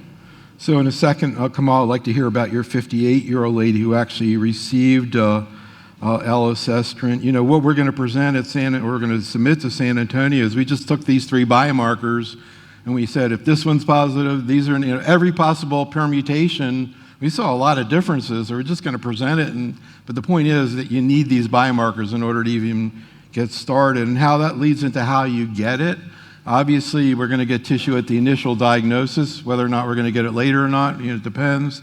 But we also now have liquid biopsy. And again, this is a theme throughout oncology, tissue and liquid biopsies. What about in breast cancer, Hal? Well, first of all, there are different genomic or genetic tests that you will look at in different tissues. But I think what's really changing in breast cancer is this idea that there needs to be dynamic evaluation of these markers. So you always want to biopsy a site of metastatic disease at the time of recurrence to prove that it's metastatic cancer. Any of you who see a lot of patients will know, I had a patient in clinic this morning who we were sure had metastatic disease to the lung, but it was biopsied and it was a primary lung cancer, and so she had a curable lung cancer. Or you've seen sarcoid, or you've seen lymphoma, or all these other things. So the first thing is you want to get a biopsy, and then you repeat ER, PR, and HER2, and those are all very important mutations for dictating really the pathway that you're going to pursue. And the pathways for hormone receptor-positive disease look very different nowadays from triple-negative or HER2-positive breast cancer. The other question is, what source of tissue are you going to look at? So Komal just alluded to hereditary breast cancers with BRCA1 and BRCA2 mutations. Of course, that's, you can do any test in any tissue in the body. You can do blood, you can do buccal mucosa, and that will tell you what the hereditary nature of the mutation is. So that's an important piece of information. And at some point in the course of their illness, every woman who has metastatic disease should have BRCA1, BRCA2, and actually a third marker called PALB2 testing, because that would make them a candidate for a class of drugs she alluded to called PARP inhibitors.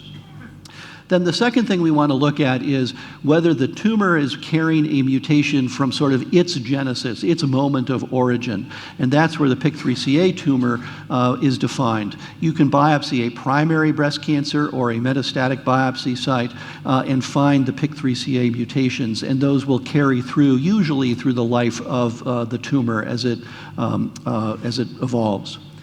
And the third mutation we're talking about is what Neil's pointed out, is the ESR1 mutation, this estrogen receptor mutation. That's not present in the primary breast cancer. It only arises in the setting of development of resistance to initial endocrine therapy. So you have to check for that serially. And what's emerged as the easiest way to check for these is a liquid biopsy. So essentially you are taking a blood specimen and you are looking for the very small fraction of floating around in their DNA, which is actually from the tumor. But the technology is such, and I'm sure you've all dealt with these reports, but they can now look in the bloodstream for the presence or absence of these specific mutations. And that's been really helpful as a really convenient way to do this. It usually takes about 2 weeks in my experience to get a turnaround from the commercial labs. It doesn't require a repeat tissue biopsy, and it tells you a lot. So if you take care of lung cancer, you're very familiar with all of this. They're doing it on all their patients now, of course, but increasingly we're doing this in breast cancer as well. It doesn't provide all the information. So not at our panel tonight, but at one of the programs later this week, you'll be talking about antibody drug therapy, antibody drug conjugates, and there's a drug trastuzumab deruxtecan, which is approved for breast cancers that are HER2 3+ positive or for HER2 low positive cancers. So we're often going back and testing for HER2 status. That's on the tumor itself.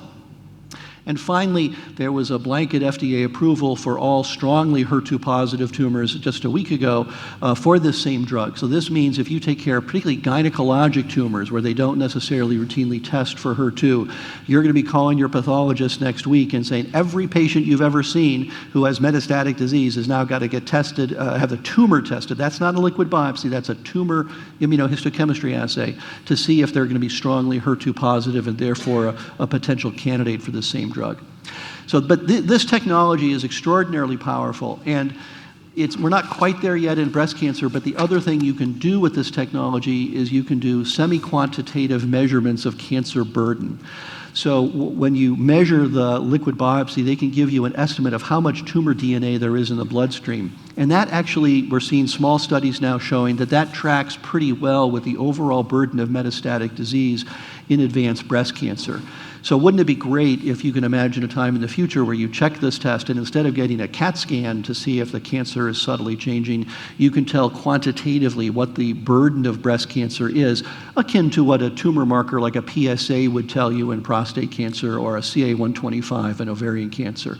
And I think we're all very hopeful that this sort of platform technology is going to be a very routine part in the future. So tomorrow, 12:15 in this room, you'll learn why every single patient with metastatic solid tumor, particularly if they don't have any option, you need to check their chart now and see if they have had it HER2 tested, because they could be eligible to receive TDXD and maybe have a great response. I want to hear actually about your case of the patient who got elacestrant, Komal. This is a 58-year-old lady. What happened and how did she do on the elacestrant? Yeah, no, so she was detected to have the ESR1 mutation, and we started her on elacestrant therapy, tolerated it reasonably well. Some low-grade nausea that was very easily manageable. But yeah, overall, we've seen that this class of drugs, they're oral drugs, some differences in the various different drugs that are being developed, one of which is approved elacestrant, and the most common toxicity that we saw with that drug was nausea, although only 8% of these patients required antiemetics. So overall, very low grade, very tolerable side effects, some fatigue that you can expect, maybe some other hot flashes or things like that, but we don't see the traditional side effects that we see with aromatase inhibitors in terms of crippling joint pains or arthralgias or myalgias, or we don't see a very predominant hot flashes or vaginal dryness with this drug. So hopefully this is something that we're going to see with the other drugs as well, which have some differences in their side effect profile, but predominantly low grade. You had made the point about how important it is to see how long they stay in a CDK inhibitor. How long was this woman on a CDK inhibitor? So this patient was certainly more than 12 months, and that's what the analyses we had looked at. I think the point of that analysis where we saw what happens if patients stayed on their first-line therapy for at least 12 to 18 months versus those that potentially had the tumor progress early on. I think that's another way, another surrogate, if you will, to say that this is really dependent on the estrogen receptor, right? If you have an endocrine-sensitive tumor that is sensitive to estrogen therapies, you are going to have response in the tumor for a longer duration of time. And because you're staying on that drug for a longer duration of time, under the selective pressure of the aromatase inhibitors, you are developing the ESR1 mutation that keeps that pathway really plugged in and making the tumor grow even more. So when you combine both of that information together, meaning a patient who stayed on this first-line therapy for a long period of time and now also has an ESR1 mutation, that's the patient that you really think will potentially derive the most benefit from a single agent, new endocrine agent, right? Because elacestrant is a fancy name, but at the end of the day, again, it's an anti-estrogen therapy. It's just been made to now overcome issues such as ESR1 mutation that not all the other anti-estrogen therapies are able to do. And that's what we saw with this patient as well. She was on a longer period of time, developed the mutation, is doing really well on elacestrant for a few months now, and just has some mild low-grade nausea. Interesting. As again, here's another situation of multiple agents being evaluated. There are a couple other SERDs. Camizestrant is one. Imlunestrant is another one. Indirectly, I guess kind of hard to tell the difference. Hal, one of the things I thought was really interesting, getting back to what you were saying about monitoring in the liquid biopsy, I think it's with camizestrant that they're going to look in people who are in the adjuvant setting and see if they develop an ESR1 mutation. And then even if their imaging is negative, they're going to switch to a SERD just because of that and see if they do better than keeping the endocrine therapy going until maybe they progress. Any thoughts about that strategy? And also the difference between these? At the moment, we don't really know what the clinical differences are between these agents. And so as they work their way through phase 3 studies, it'll be important to keep an eye on that and see which ones emerge and make it to market. There's a lot of interest in trying to use these drugs in different contexts. So one of them, as you mentioned, Neil, is to look at higher risk hormone receptor-positive early stage disease and see if by switching to a drug like a SERD, which seems to have activity even if the tumor has this ESR1 mutation, that you might further forestall eventual recurrence of the disease. And in some of the trials, they're actually using another example of a liquid biopsy test for minimal residual disease to see if you can find occult fragments of tumor DNA in the blood, which would ultimately be a harbinger of a likely recurrence in the years to come. I will tell you, if you're talking to your patients, these assays, there's one called Signatera, there's others that are commercially available. They are all over the Facebook chat rooms, I am told, particularly in Los Angeles. Does anybody here practice in California, in Southern California? Is this true? I don't know if it's true, but I'm told, I've met a few patients recently. Every Facebook group of breast cancer survivors in Southern California is talking about doing minimal residual disease testing. I would not do that on a routine clinical basis at this point for a couple of reasons. One is that as exciting as this technology is to find the presence or absence of molecular evidence of cancer, we don't know what the meaning of a so-called false negative test is. So if you don't find the DNA, you don't know, is that because there's no cancer, or is it because your test was not technically successful? The other dilemma is if you have a positive test, it's usually a true positive, which is to say there is occult cancer somewhere there. But that's what hormone therapy is designed to deal with. And many patients who have such a finding might still yet not recur, or might not recur for years and years and years down the road. So I would be very cautious about over-interpreting clinical results, but these assays are very much part of the Cancer Network dialogue right now, and they will be more and more built into clinical trials. There was some very provocative data in colorectal cancer about 2 years ago where they decided whether or not to give adjuvant chemo for colorectal cancer based on this kind of analysis. And that was a small but positive study, and it suggests that there's a path there to really look at these kinds of, again, liquid biopsy tools. But my guess is you're going to be hearing about this. I would discourage routine use of it at the moment. It's just not quite there yet for knowing how to use the data to help patients. And as you could just see, if you ever want to kind of get your oncologist revved up, instead of giving them espresso, just say, what do you think about cell-free DNA and Signatera? Really. But the person who did that study is going to be here Saturday night to explain it in colon cancer. Because colon cancer, it's not just theory, it's reality. They are using it. They have phase 3 trials that show it works in the adjuvant setting. There are many situations now in colon cancer you're going to hear about Saturday night where if their MRD is negative, cell-free DNA, they're not going to get adjuvant chemo. If it is, sometimes they get more intensive. So they're 2, 3, 4 years ahead of breast cancer. Well, but we have our own marker, controversial. Right? So we have our own marker. We look a lot at, for instance, pathologic complete response in the neoadjuvant setting. So it's another way of figuring out how much residual disease is there. So if you treat in the preoperative or neoadjuvant setting, particularly in triple negative and HER2 positive disease, and you achieve a pathologic complete response, we are using that information already to tailor the therapy. And that's a similar idea, but there's a lot more data for that than there is for the liquid biopsy at the moment. The liquid biopsy is coming. There's no question about it. So, yeah, and I just wanted to add on to what Hal was saying. I think I completely agree that, in years to come, I think we might see a future where we utilize this information and use this molecular detection even before imaging is showing anything and intervene and make an impact in outcomes.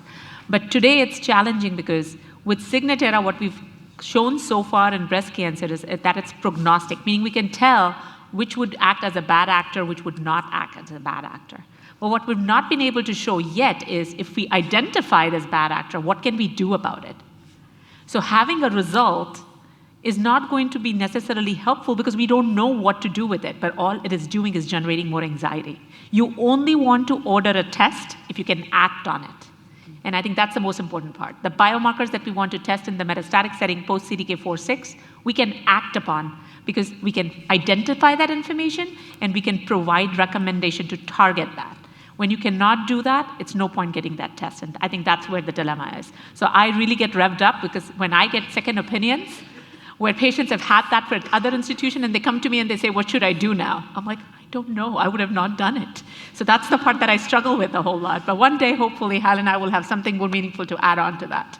Or we're just going to join the California Facebook chat rooms, I think. I had a patient from Illinois, I don't know. just so you know, it was not California, but I had the same issue. I don't know if you're aware of it, but we have a research to practice webinar pool every time we do a webinar about how long it's going to take before an oncologist in the chat room is going to say, what about cell-free DNA? And on average, regardless of tumor, it's within 15 minutes. So it's a very interesting topic, but anyhow, we don't necessarily know all the answers. So let's go on to talk about, there's another great model about what happens in oncology when you try to take research and apply is what we're about to talk about. So Komal told you there are two drugs that sort of hit the same pathway, except one of them hits both parts of it, Capi. I'm just going to try to make it a little simpler. There are two things. The other one, Alpelisib, only hits one of them. So Capi can be used for both, but Alpelisib can be only used for one. So far, right? Mm-hmm. And then, interestingly, when we ask the oncologists what they want to do if they can use both, they say Capi. Mm-hmm. So Kelly, tell me why. Well, so yes, I think that we prefer Capi as well. Capivasertib, sorry. Yes, Capivasertib. So Alpelisib is, again, a PIK3CA inhibitor. It has a lot of really harsh side effects, so hyperglycemia being one. Generally, we have to check people's fasting blood sugars, for the first 2 weeks. So once a week for the first 2 weeks, they're on these medications, and then monthly after that. We also have to monitor their hemoglobin A1C at baseline and every 3 months. We actually had a patient, Hal and I, who was on a PIK3CA inhibitor, the Alpelisib, and within the first 2 weeks of being on this medication, she had hyperglycemia in the 350s, and then her creatinine was also over 1.5. So we had to get her hydration, we had to get her started on metformin. So it's really tough with the hyperglycemia. It can also cause rash. So typically, we actually prophylactically start patients on cetirizine daily. And actually, it's been a really good way of preventing rash, I've found, for the most part. So usually they're on that for at least the first 2 or 3 cycles. And then if they don't have rash, we can take them off of it. And also it can cause diarrhea, oral sores as well. So it's a tough drug, I would say. So you don't hear too much about hyperglycemia. There are a bunch of drugs that do it, but I'm not sure there has been, well, we've had them in breast cancer as well. What's the thinking in terms of why you see hyperglycemia?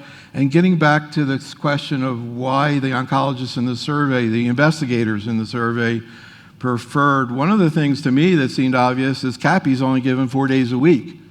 And although that has its challenges, and I'm curious how that plays out in terms of adherence, but it seems that indirectly, again, it hasn't been compared to Alpelisib, indirectly it seems to have less issues, particularly in terms of hyperglycemia. So, Komal, do you think that's the reason oncologists are preferring it? Yeah, I think as oncologists, we do have now a subspecialty degree in gastroenterology and managing diarrhea now, but I'm not sure we're very good endocrinologists and dermatologists yet, and getting access to them would be difficult too. Ophthalmologists too. So I think as far as oncologists go, our comfort zone kind of stops at metformin. And then if metformin is not controlling the sugars, I think we lose it and we don't know what to do. Yeah, right? But they do. They do. Yeah. I think we don't know what to do. We can't keep up with all the newer medications, the SGLT2 inhibitors, what side effects they bring, what are the doses we require, what's the next go-to drug. Would the patient require a third drug? That becomes very complicated. And getting access to the subspecialties may become more challenging in the community than in the academic center. Even in the academic center, it's not very easy to get your appointments to these subspecialties very easily. And so once you have a bad experience or get scared about it, I think it's very hard to keep prescribing that drug, right? Because you worry about that for all your patients. When you think about Capivasertib, you're seeing a little bit more of diarrhea, which I think we're comfortable managing with niratinib, with abemaciclib. I think we've become experts about communicating that, educating that, managing that. We're seeing some rash, and the rash that we saw in the Capivasertib was without giving them that prophylaxis that just Kelly was talking about. So the hope is that maybe when we start doing the same prophylaxis in practice for Capivasertib, maybe the rash will be less, the diarrhea we can manage, the hyperglycemia was much less compared to PI3K inhibitors. And that's why I think folks are naturally migrating to something that is giving you similar efficacy, but potentially better toxicity profile compared to your patients. And your question about why hyperglycemia happens in the first place is while we're targeting the PIK3CA mutation, we also land up inhibiting what we called as wild type, the normal PI3K, the PI3K that is not mutated. And that PI3K is kind of linked to the insulin pathway. And so when you're trying to inhibit that, you're inhibiting the insulin pathway, which causes the sugars to go high. So with AKT inhibition, because we're not directly inhibiting PI3K, we're seeing a slightly less incidence of hyperglycemia. And so that's the difference. Hal, any comments? And also, again, the relative tolerability of these two agents and how you get patients to take a drug 4 days on, 3 days off. Well, we had a funny experience. So in your mailboxes, in your offices at home, we just published in the JCO the guidelines for how to pick these drugs. And there was a panel of us, about 10, and we asked everyone to vote which drug you would pick in a very similar situation. And again, there really are no comparative head-to-head data. And every single one of the American oncologists said, oh, I would definitely give Capivasertib over Alpelisib. Now you realize the drug was entirely developed in Europe. They've never even given Capivasertib, and they all want to give it. And it's because everybody hates Alpelisib. It's a drug that causes a lot of side effects, is widely perceived as just not that potent a drug. And as Komal was alluding to, most of us went into oncology because we didn't want to be endocrinologists and manage diabetes.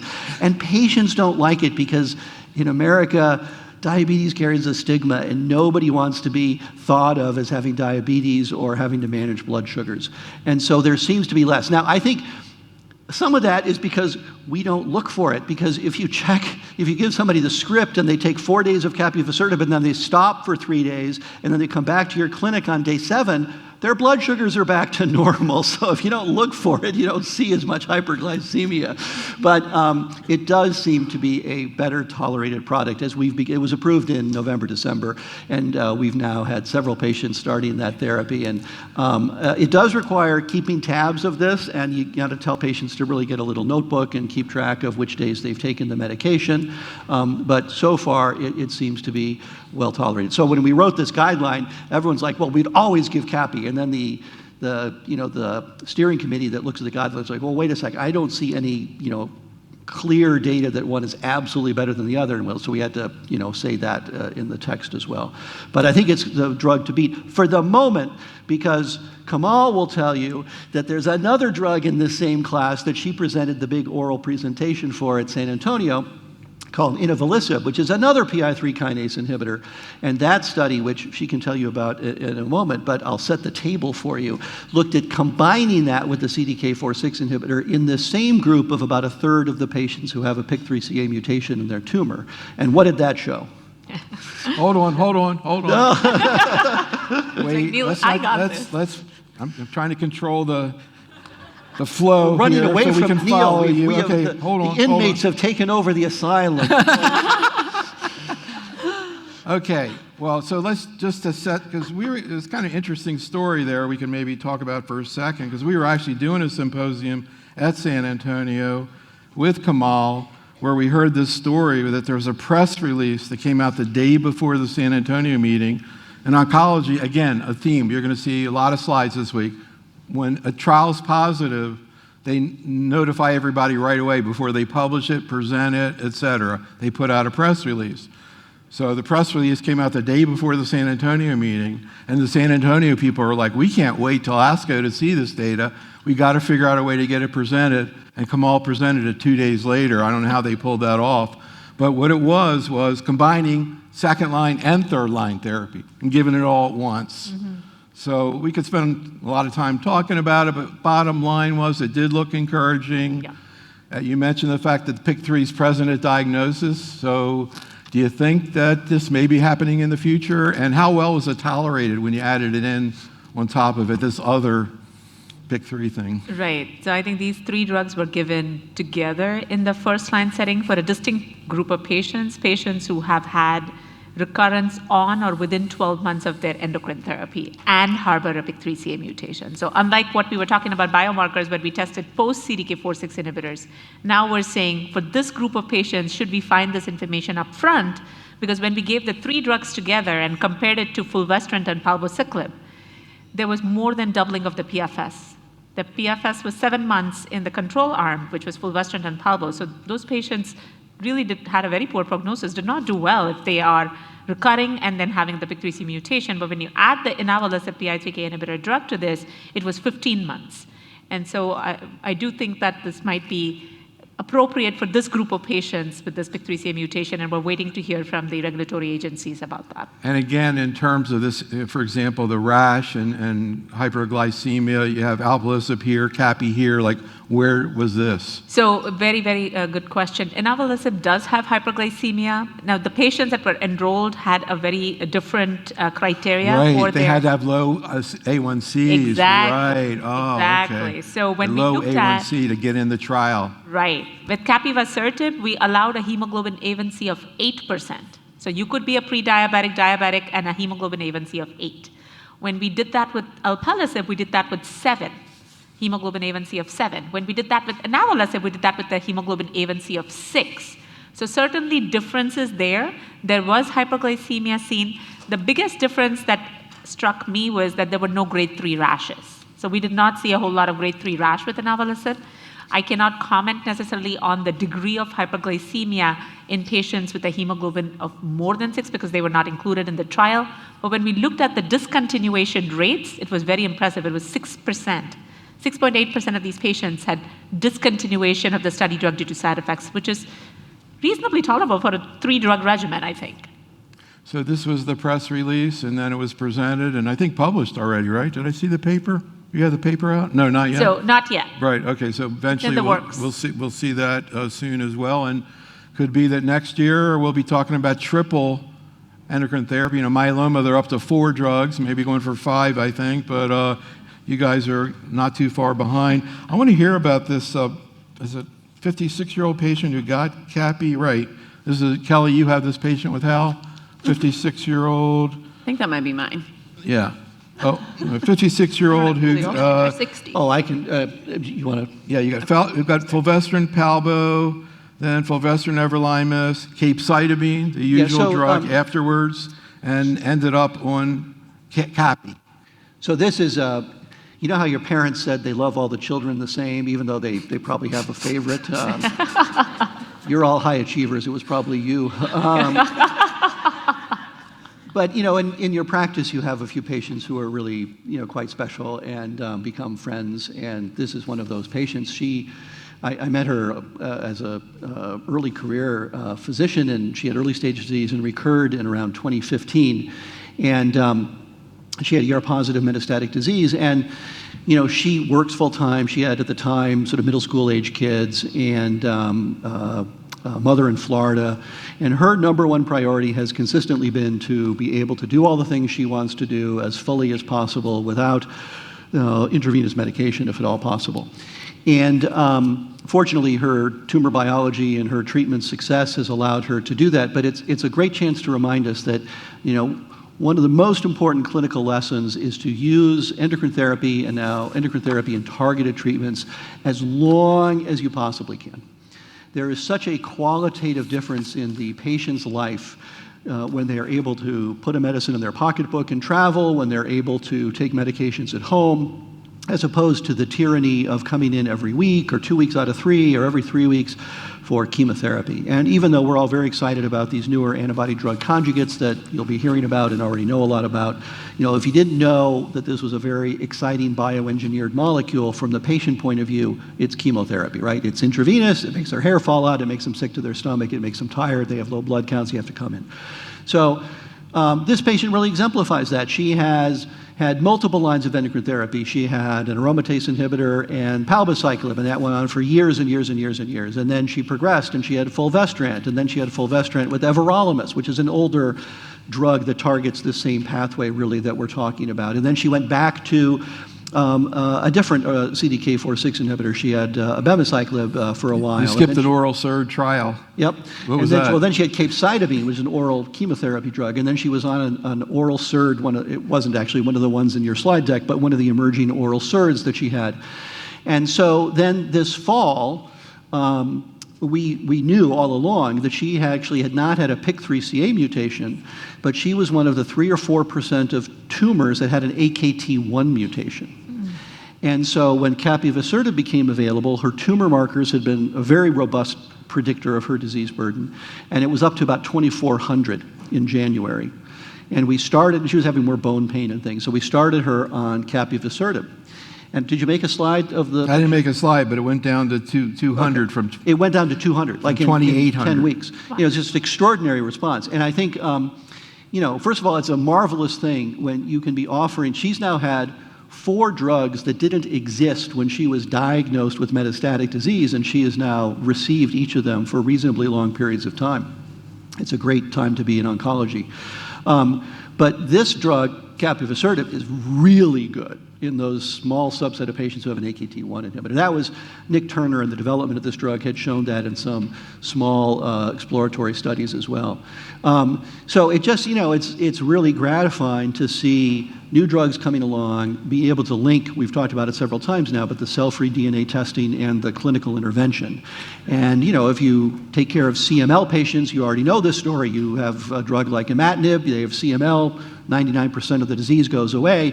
We haven't really had that too often in breast cancer, but if you pick the right patient and the right drug, you can see really extraordinary things, and hopefully there'll be more and more examples of that in the time to come. So you said it's a great time to be in oncology, and going back to these videos we did of these nurses, the other thing we asked them is, what do you say to patients about clinical trials? They all talk about that, and I'd say it's a great time to be involved in a clinical trial. And if you're in a situation where your patients don't have access to clinical trials right now, there's a great chance that they could be missing out on a great opportunity. There are tons of cases like that you hear about people who just go from trial to trial, particularly where you have a lot of trials, obviously, and amazing that after all that, she has this dramatic response. It's just incredible. And we're not trying to overstate it, because I think actually, Melissa, you had a patient also who had Capi, and it sounds like you had more problems with that patient. And this patient did fine tolerability with the Capi? So far, she's done very well. In fact, she feels better because the bone pain's, in a response. But, there clearly are side effects of these medicines, and I assume she's going to be an exceptional responder, as they say sometimes, because of the biology of her disease. Yeah, so I'm curious what happened with your patient. Also, how do you try to get them to take it 4 days on, 3 off? Adam Brofsky says he tells the patient they can take the weekend off, so that's kind of a cool way to look at it. And your patient, a 54-year-old woman, I guess was on a clinical trial. Yeah, she was actually newly metastatic, and we put her on the Capivasertib as part of a triplet trial, first line, so a little bit different than what we're seeing in the standard of care setting. It was combined with Palbociclib as well as fulvestrant. So it's a triplet up front, kind of like your study, except it was Capi and not this other new one that's not even approved yet, right? Correct. Right. But she was on a similar strategy. Yeah, and she was actually pretty sick just from her disease when she came to us. So she had, pleural effusions, she had pericardial effusions, and so, we got her on as quickly as we could. But she actually went into the emergency room 4 days into treatment for chest pain concern for tamponade from her effusion. And actually, they caught this hyperglycemia. Her blood sugar had shot from totally normal to in the 260s. So just kind of a unique situation in that we usually don't catch the hyperglycemia until they're a couple weeks in, when they're coming into that clinic for the day 15 fulvestrant shot visit. Fortunately, it was very well managed. We were able to put her on metformin, and within a week, it was back to baseline. But she has had a dramatic response. All of her effusions have improved. She had a Pleurix catheter that has been removed. No more signs of pericardial effusion. But she's actually interesting too, because she has, I don't know if you all have seen this with your patients, but she has pretty significant nausea and diarrhea just on her dosing days, and then she feels great on the weekends. So with other patients I've seen on this, the nausea, diarrhea have kind of lingered a little bit, but hers just melts away. So it's a good and a bad thing in that she is able to time it out where she takes it Monday through Thursday and is able to enjoy the weekends a bit more. But I could see with a more non-compliant patient that being a concern, simply because they might say, oh, I feel great when I don't take it, and I'm just going to not take it a couple more days, or something like that. So interesting. I see she's a traveler too. She just went to the Virgin Islands. People are trying to get out of Nashville or something. Yeah, she's a lovely single woman, unmarried, no kids, no plants, no dogs.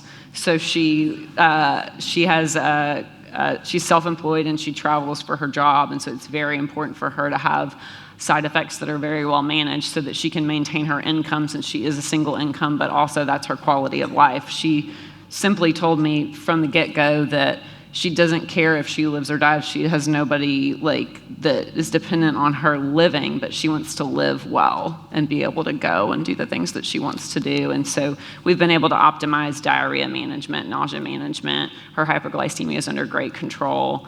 And so I think that's the key is just managing the side effects appropriately. Yeah, it's kind of the flip side of another theme here we're going to go into in tons of discussion in the nursing interviews, which is patients with minor children. Unlike her, the other end of the spectrum, the patient with the children, we're going to talk a lot about that. I'm going to just finish out with a couple other thoughts. The first relates to what happens after endocrine therapy, when people finally get through it. I think the case we just talked about, the patient got capecitabine, oral chemotherapy has been used for many, many years, often the first therapy. But Komal, I'd like you to just kind of give us a little bit of preview of what we're going to talk about tomorrow night, because we kind of saved that for tomorrow because we're going to talk about ADCs. Actually, Melissa's partner, Erica Hamilton, will be there as well.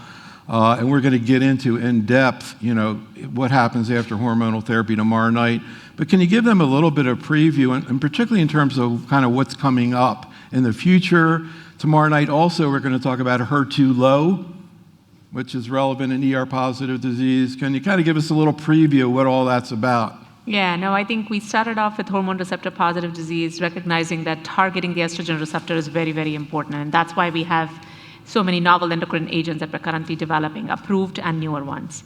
But then we also learned that resistance to these endocrine therapies, and we discussed PIK3CA mutations, we talked about ESR1 mutations, and that's where all these targeted combination therapies came into play. But once these tumors have seen these CDK4/6 inhibitors with endocrine therapy, these targeted combinations for these biomarkers that we target, and we start thinking about them as being refractory, something that is not responding anymore to this anti-estrogen-based combination therapies, that's when we start thinking about using chemotherapy. And we think about using single-agent chemotherapy sequentially. And in that space, in that area where we're trying to do this, we now have 2 antibody-drug conjugates, and you'll hear a lot about that, I'm sure, tomorrow. Trastuzumab deruxtecan for HER2-low tumors and sacituzumab govitecan that we can use for these tumors because they now have shown survival benefit, something that we had never seen post-CDK4/6 inhibitor with chemotherapy. We've seen eribulin give us some overall survival, but that was pre-CDK4/6. This is the first time we're seeing this overall survival benefit with these 2 antibody-drug conjugates, and many more that are coming in the way of newer drugs, may be targeting the same target, so maybe same HER2 or TROP2, or newer novel platforms of antibody-drug conjugates, which is very, very exciting. So the hope is down the line that maybe similar to what we do with chemotherapy right now, where we use sequential single-agent chemotherapy, maybe we'll be using sequential antibody-drug conjugates, and hopefully that will have further impacted the outcomes for our patients. So final topic, and we know from having surveyed people over the years that 25 to 30% of this audience has been in oncology less than 5 years. And so one of the topics that was relevant to everybody, but particularly people who are new to the field, is how to take care of yourself. And that's a theme that we've always had in ONS. And Kelly, I'm curious what your thoughts are about Jessica Mitchell, who's a GI nurse. She's done a lot of our GI programs. She wasn't available Saturday night, but here's the way she takes care of herself. You have to feel passionate about helping people and having relationships, but you got to put boundaries as a provider on that too, right? You have to have self-care. You have to be able to leave the office at 5 o'clock and go into your other life that doesn't involve death and dying. You cannot, live this 24/7. You have to have a balance. And if that balance doesn't exist, then I do think you have a burnout potential, right? But if you can feel like I come to work and I do good and I feel filled up, and when I leave, I give my attention to my family or myself, and I explore these hobbies that fill my other part of my being up, I think then it's sustainable. Because it's an incredibly rewarding occupation, but you just have to be careful about that balance because it's an intense job. What do you do? Oh, lots of things. See, I have a rule. I leave at 5 every day. I've done this for 20 years because I give 110 when I'm here and 110 when I'm at home. So when I'm at home, I have 2 kids.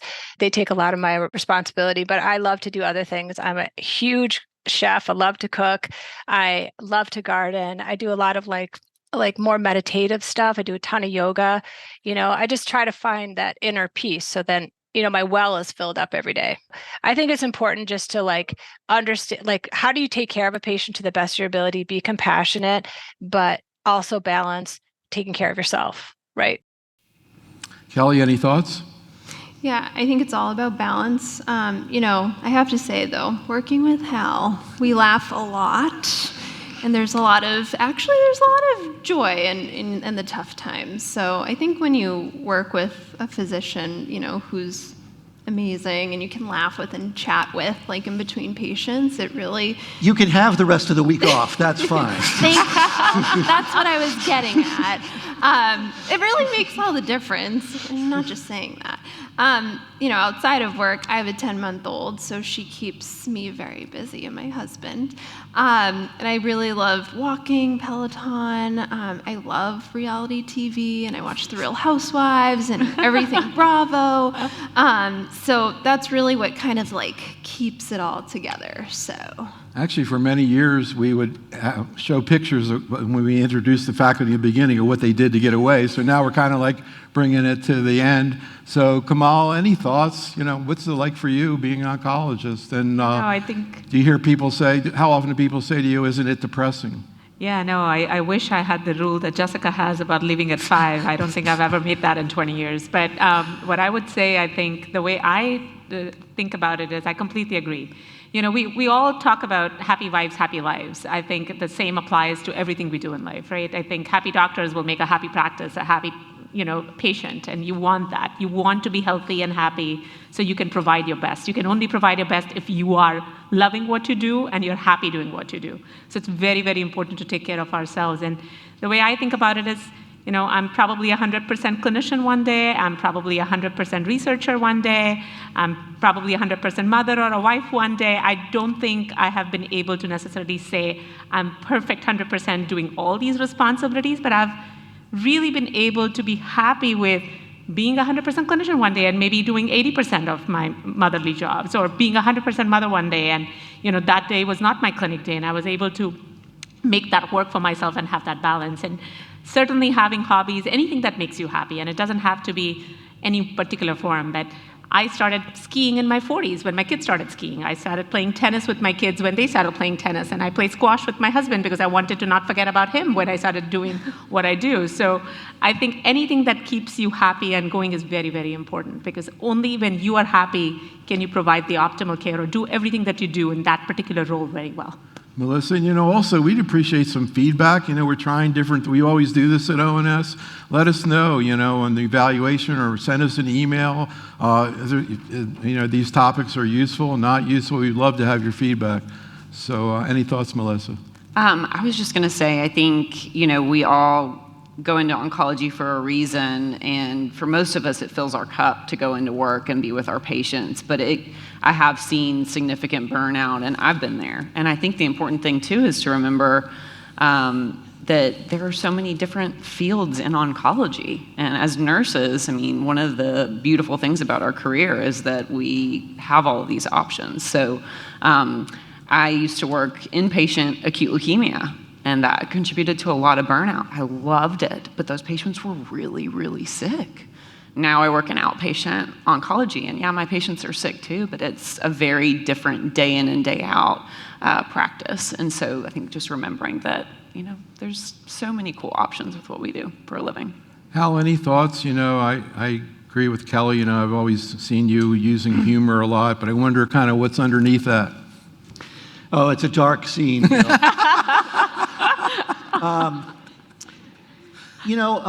Cancer is a tough disease. Many of you may have seen the British royal family's experience of cancer this past year. And, it was, did you see the video with the princess thing? I thought it was a very powerful video. She talked about what the first nurse here spoke about in the video. She talked about the shock She talked about how hard it is to tell it to the children. She talked about how it affects your family immediately. She talked, and I realize their lives are very different from everyone's in this room except for Kamal's life. She talked about how you can't work, and so much of what brings people joy and gratification and, of course, income is work. They talked about chemotherapy, and there's no way to make this easy. Even if you're the heir to the throne of the United Kingdom. And I found that a very powerful and poignant reminder of what it is we do and why it's a hard job. We struggle with this, and I've been on innumerable committees at our hospital about physician burnout and nursing burnout. And we know there are certain groups that are more vulnerable to this. Moms with younger kids are much more vulnerable to it. There's the demands on their lives. Early career faculty are more vulnerable to it. We're trying to come up with ways to mitigate it. But it's very compelling work. And I think that it may sound a little trite, but it really is a great privilege to have the resources that oncology has these days, to have the opportunity to have longitudinal care for our patients that is not unique to oncology, but is very special. And one of the burdens that's been placed on all of you and ourselves is that healthcare around this country is collapsing. People cannot find a primary care doctor. I mean, do you not get this like every day? Somebody says, I need to see a gynecologist. I need to see a primary care doctor. Can you call your friends? All this kind of stuff. And, we're lucky to be able to connect most of those people to good things. And, there really is a very deep satisfaction in caring for people, even if we're not always successful in not curing their disease. But it's a hard job. And I think that all the things that you've heard about and people have mentioned are really important. If you don't have a solid life outside of the clinic, it's hard to be fully present and to give your patients all that they're hoping you will give them. So I encourage all of you to take that time. Don't go to the ONS tomorrow. Go see a museum. They're all free in Washington. You don't even have to pay. It's great. The mall, you can walk down the mall. Go find a congressman and tell him a piece of your mind or whatever. There's some great restaurants in Washington. Go rowing on the Potomac. I don't know. Take the week off. Like, nobody knows you're away. I mean, they know you're away, but they don't know what you're doing when you're doing it. I can assure you at ASCO, the doctors do not all hang out for every one of those meetings that they go to. They're like, oh, we got Taylor Swift tickets, or that kind of stuff. That's what makes it all more Final comment from Komal. Yeah, I just wanted to say that, it's okay to talk about it or to get help if you really thought that talking it out would help, right? Not everybody can adapt the way they want to adapt or do everything else that somebody else can do. Like some people have a different way of managing their burnout or how they deal with it, and some people just, keep it within them. But it's now people are really, have the resources to be able to get that help. So if you feel like this is something that is bothering you, please talk about it and, bring that to the attention of whoever needs to. And if you have to make a change to feel happier, you should make that change. If something is not keeping you happy, it's okay to accept that and move on. While change is for fear, it's really important for yourself. So I think, just recognizing who you are, how you deal with it, and asking for the help when you need it is going to be very important. And I think that we should all keep that in mind. So after you take your run tomorrow morning at 5 a.m. and grab a little breakfast, we'll be here at 6. And we're not just going to talk about endometrial cancer, right? We're not going to talk about, as you can see 6 a.m. from tonight, this is beyond any specific tumor. I'm not sure where it's going, but join us, please. Thank you so much to the faculty.